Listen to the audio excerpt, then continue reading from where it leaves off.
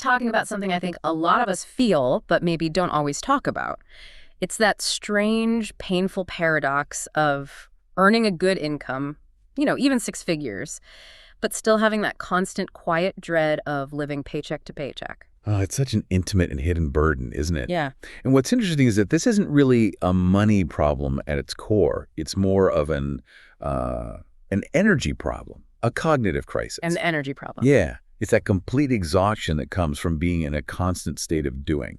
You're always managing, always responsible, and there's just no space left for simply being. Competence fatigue. I've heard that term. So that's our mission today, then, to get to the bottom of why being reliable costs so much and, find a simpler way to get back our time and our clarity. It's such a key point.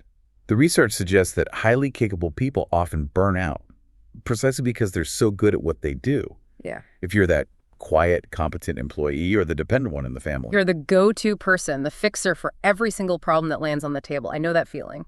Exactly. And being reliable doesn't lead to a lighter load. It leads to more work. So much more work. Yeah. You end up just drowning in all these things that, yes, you're technically good at them, but they just siphon off your mental energy. That mental cost burns so much bandwidth that you have nothing left to think strategically about your own life or your own finances.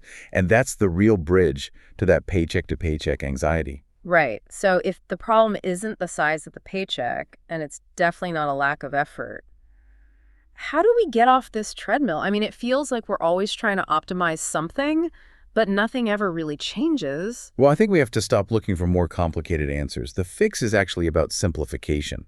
The real value isn't in more optimization. It's in prioritizing judgment.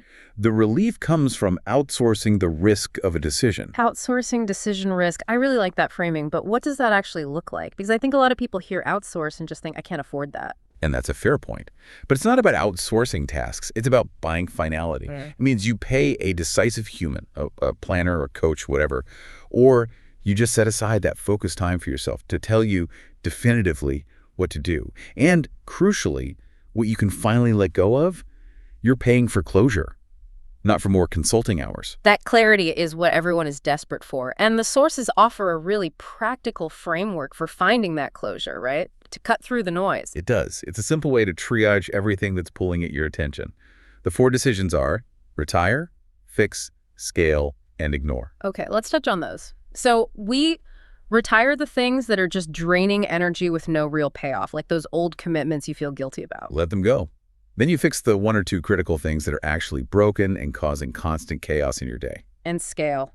That's for the things that are already working well, the things that are bringing you some joy or energy. Yes. And then maybe the most powerful one.